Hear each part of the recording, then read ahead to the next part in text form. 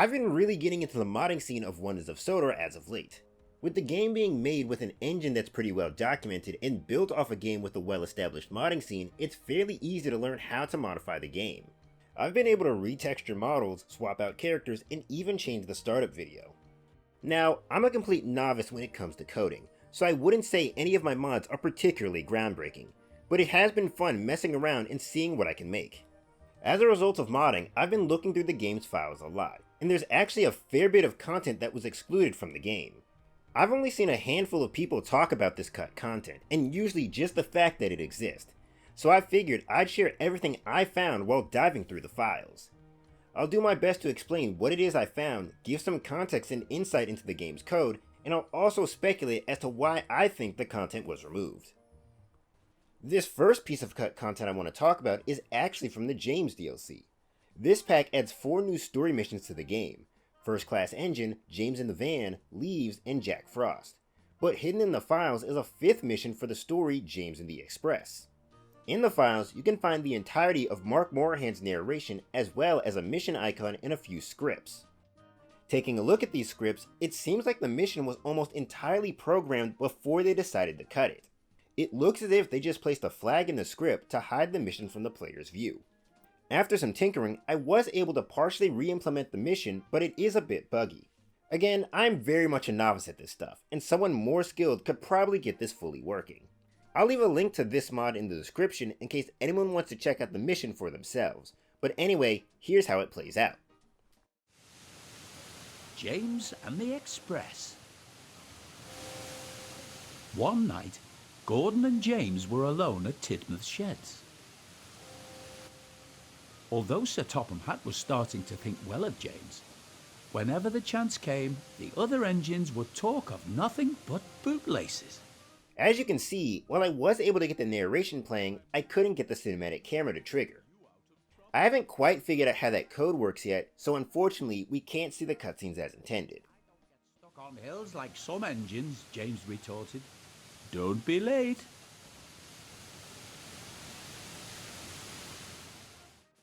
Once you have control of James, you'll then take him to Knapford to collect Gordon's coaches. One small thing that I noticed is that the objective in the corner has unique text.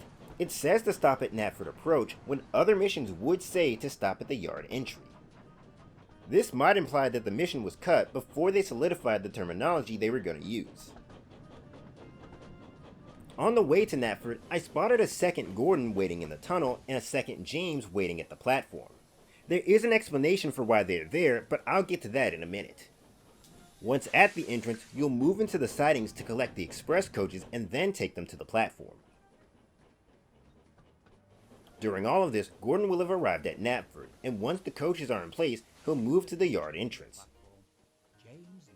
You'll then move off the train to switch places with Gordon, parking James right in front of the branch line coaches. This will then trigger Gordon to leave as well as play some dialogue, and that is as far as I could get the mission to go. I'm certain that the mission does continue on from here. Not only are there still more voice lines to get through, but if I wait around a bit, you can actually see Gordon get diverted onto the branch line and come back into the station, just like he would in the story.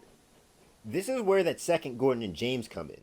Once you park James, that will trigger a cutscene, and James and Gordon will spawn in their new positions. It's only because of my shoddy coding that we were able to see them so early. The cutscene will play out pretty much how it would in the original story. James takes the branch line coaches to the platform, and Gordon re-enters the station after going on a loop.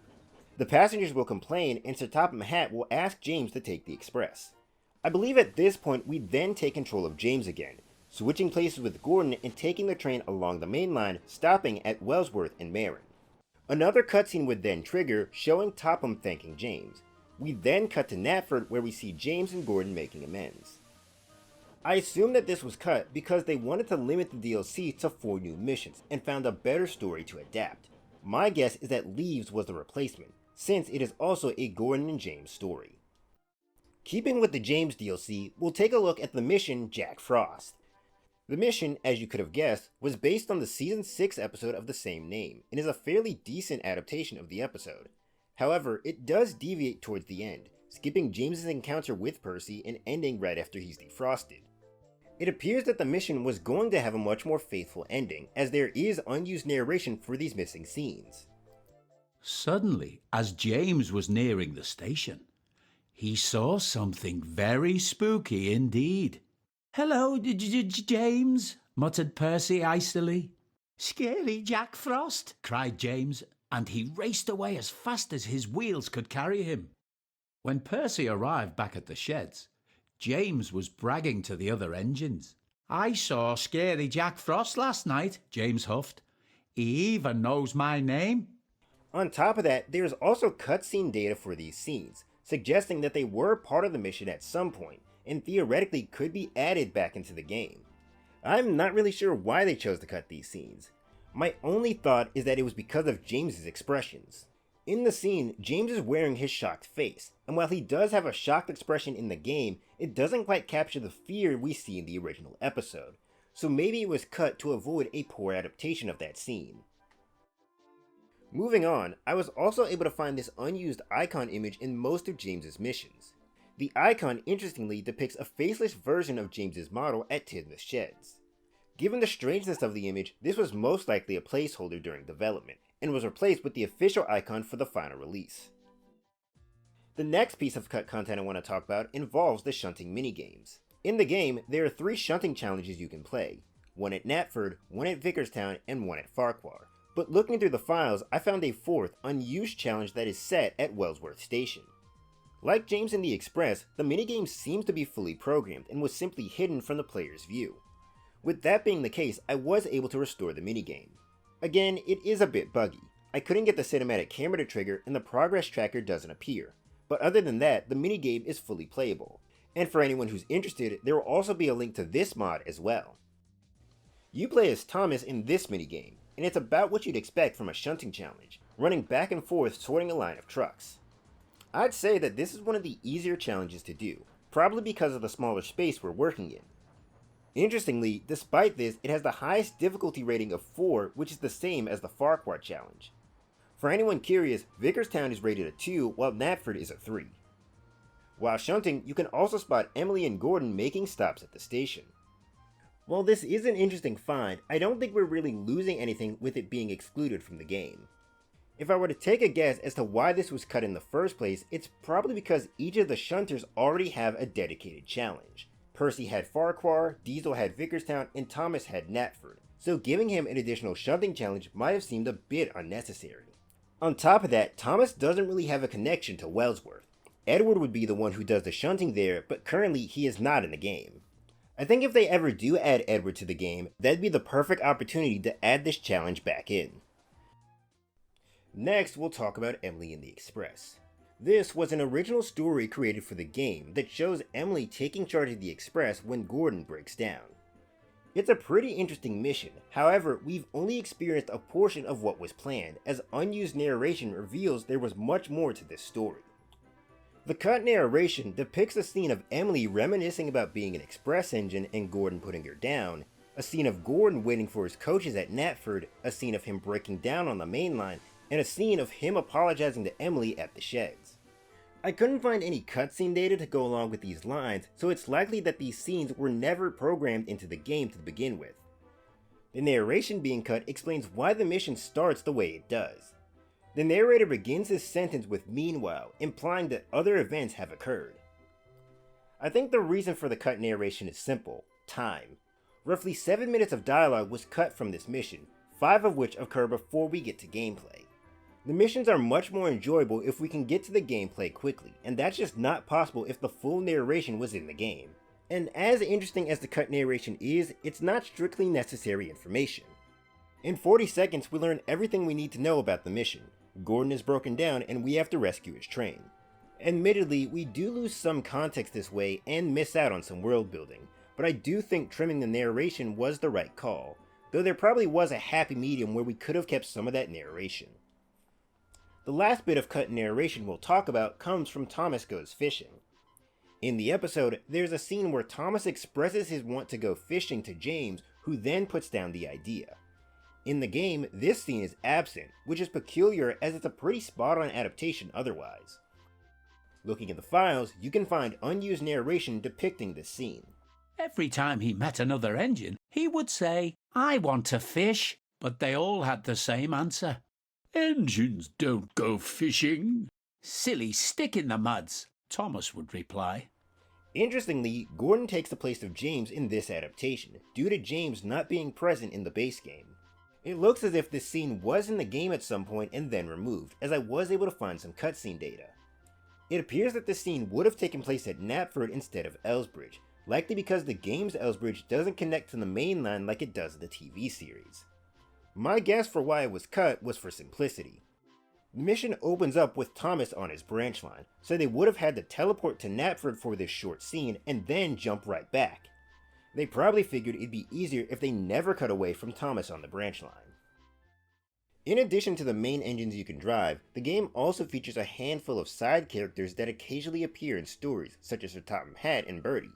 But there are some familiar faces that were planned for the game but were ultimately left out, and remnants of them can still be found in the files.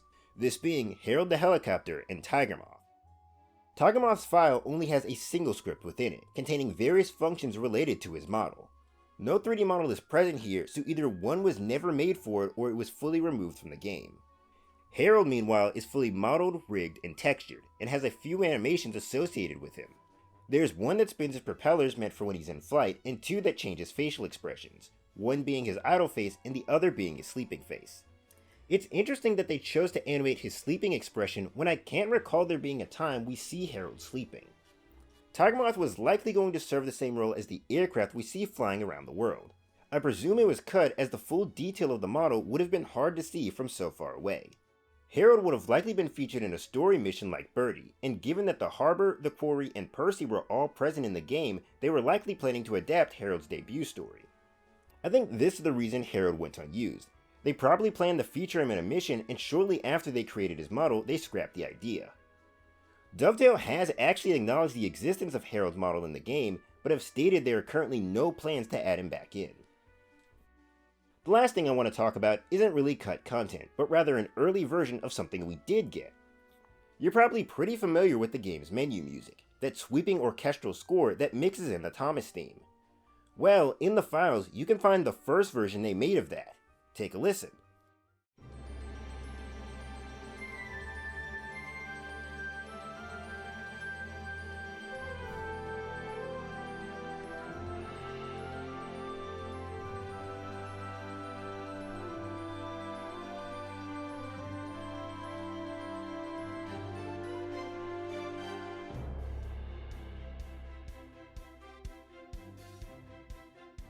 And here's the final for comparison.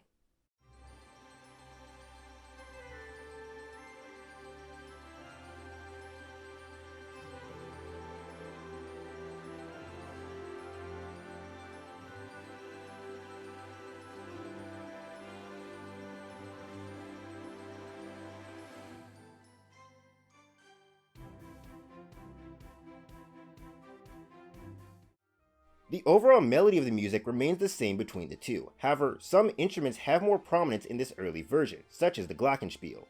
It's also about 30 seconds longer than the final, clocking in at 3 minutes and 15 seconds compared to the final's 2 minutes and 45 seconds. I'd say that version 1 sounds more whimsical than the final, but the final sounds more coherent than version 1, if that makes sense. I think I prefer the version that we got, but that's not to say that version 1 is bad at all. And that was all the cut content I could find. I know some people are disappointed that this content was removed, and that's understandable, but I'm sure Dovetail had their reasons for doing so. Hopefully they will consider adding some of this content back in the game, since there clearly is interest in this stuff. But even without this content, Wonders of Sodor is still a fascinating game. There's actually even more interesting things you can find in the files, such as animations from Mr. Peters from Thomas's Train Sim World DLC. If you want to look at the files yourself, all you need is a copy of the game and a program called Fmodel. This will allow you to open up the game's pack files and view all the models, textures, scripts, audio, etc. You can't edit or import files through the program, but you can extract them, which is really useful for modding. I'd be very interested if anyone can get James and the Express or the Wellsworth challenge fully working. I gave it my best shot, but there's still a lot I don't know about coding. So hopefully, someone with more knowledge on this stuff can take a crack at it and get it working. And if you want to use my mod as a starting point, go right ahead. That and the other mods I've made can be found in the description. Before I go, I just want to give thanks to my Patreon supporters, whose names are appearing on screen. Your support is appreciated and helps make videos like this. Expect updates on my Lionel Strasberg Thomas very soon. Anyway, that's where I'll end the video for today.